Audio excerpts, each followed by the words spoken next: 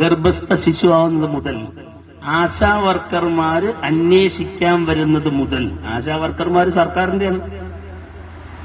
Primary health സെന്ററിൽ നമ്മൾ പോകുന്നു, ആരോഗ്യവകുപ്പ് ഗവൺമെന്റാണ്. നഴ്സുമാർ നമ്മളെ പരിശോധിക്കുന്നു, ഗവൺമെന്റാണ്. ഗൈനക്കോളജിസ്റ്റ് ജില്ലാശുപത്രി നമ്മൾ കാണുന്നു, സർക്കാരാണ്. അവർ മരുന്നുകൾ തരുന്നു, സർക്കാരാണ്. സർക്കാർ ആശുപത്രിയിൽ പ്രസവിക്കുന്നു, ഗവൺമെന്റാണ്. കുട്ടിയെ പരിചരിക്കുന്നു, സർക്കാരാണ്. 5 വയസ്സ് പൂർത്തിയാകുമ്പോൾ സർക്കാർ വിദ്യാലയങ്ങളിലേക്ക് വിടുന്നു, കുട്ടിയെ പഠിപ്പിക്കുന്നു, ഗവൺമെന്റാണ്.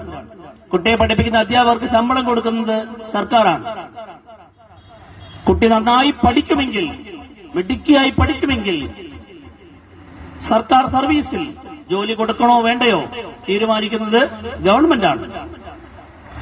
കണ്ണന്നൂരിൽ നിന്നും പാലക്കാട്ടേക്ക് ബസ്സിൽ കയറിയാൽ ബസ് ചാർജ് എത്ര കൊടുക്കണം തീരുമാനിക്കുന്നത് സർക്കാരാണ്. ഇപ്പൊ ഇവിടെ കറണ്ട് പോണോ വേണ്ടയോ തീരുമാനിക്കുന്നത് സർക്കാരാണ്. സീരിയൽ മുടക്കണോ വേണ്ടയോ തീരുമാനിക്കുന്നത് സർക്കാരാണ്. കുട്ടികൾ സ്കൂളിലേക്ക് പോകുമ്പോൾ പോഷകാഹാരമായി പുഴുങ്ങിയ മുട്ട കുട്ടികൾക്ക് കിട്ടണോ വേണ്ടയോ തീരുമാനിക്കുന്നത് സർക്കാരാണ്. ഉച്ചഭക്ഷണം കുട്ടികൾക്ക് കൊടുക്കണോ വേണ്ടയോ തീരുമാനിക്കുന്നത് സർക്കാരാണ്.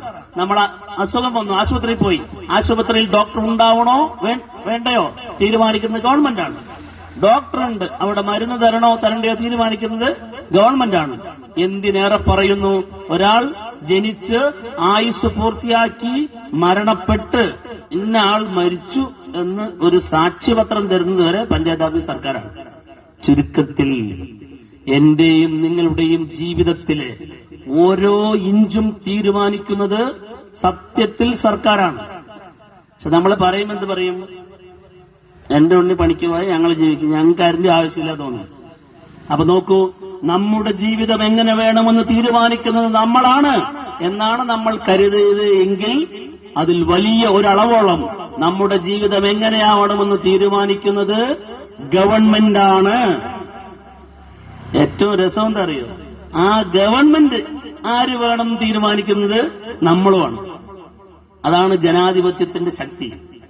പ്രധാനമന്ത്രി നരേന്ദ്രമോദിക്കും കണ്ണന്നൂരിലെ നാണയം വയ്ക്കും ഒറ്റ വോട്ട്. പ്രധാനമന്ത്രിയാണ് കൊണ്ട് അയാൾക്ക് 10 വോട്ടൊന്നുമില്ല, ഒരേ ഒരു വോട്ട്. അപ്പൊ ഞാനും നിങ്ങളും തെരഞ്ഞെടുപ്പ് ദിവസം ഏപ്രിൽ 9 പോളിംഗ് സ്റ്റേഷനിൽ പോയി വോട്ടിംഗ് മെഷീനിൽ അമർത്തുന്ന ഒരു വിരൽ, ആ അമർത്തലാണ് എന്റെയും നിങ്ങളുടെയും നാളെ ജീവിതം എങ്ങനെയാകണമെന്ന് തീരുമാനിക്കുന്നത്. അതുകൊണ്ട് വോട്ട് ചെയ്യുന്നത് നമുക്ക് വേണ്ടിയാണ്, നമ്മുടെ ഭാവിക്ക് വേണ്ടിയാണ് എന്ന ബോധ്യമുള്ളത് കൊണ്ടാണ് നിങ്ങൾ ഓരോരുത്തരും കോയമ്പത്തൂരും എറണാകുളത്തും ചെന്നൈയിലും ജോലിക്ക് പോയ മക്കളെയും പേരക്കുട്ടികളെയും വിളിച്ച് എടാ 9-ാം തീയതി വോട്ടാണ് വരണം എന്ന് നമ്മുടെ അമ്മ പറയുന്നത്. ഈ വോട്ടും ജീവിതവും തമ്മിൽ ഇത്രയേറെ ബന്ധമുണ്ട് എന്ന ബോധ്യത്തിലാണ്. ഈ ബോധ്യം ഇല്ലാത്ത 10-20% ആളുകൾ നമ്മുടെ ചുറ്റുപാടുമുണ്ട്. അവർ തെരഞ്ഞെടുപ്പിനെയെല്ലാം ഒരു വോട്ട് എന്നതിനപ്പുറം ഇത്ര ഗൗരവമായി കാണുന്നവരല്ല.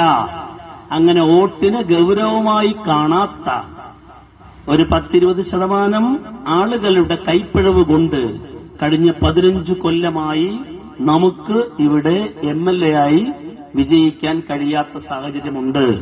ഇപ്രാവശ്യം നമ്മളത് മറികടന്നിരിക്കുന്നു. ജനങ്ങളെ നല്ലതുപോലെ പഠിപ്പിച്ചിരിക്കുന്നു. ഇത്തവണ നമ്മൾ വിജയിച്ചു വരിക തന്നെ ചെയ്യും. LDF എന്തായാലും ജയിക്കും. നമ്മുടെ സ്വന്തം നാട്ടുകാരൻ LDF സ്ഥാനാർത്ഥി, സ്വതന്ത്ര സ്ഥാനാർത്ഥി ജയിച്ചിരിക്കണം. ജയിക്കും, തന്നെ ജയിക്കും. തീർച്ചയായിട്ടും ജയിക്കും.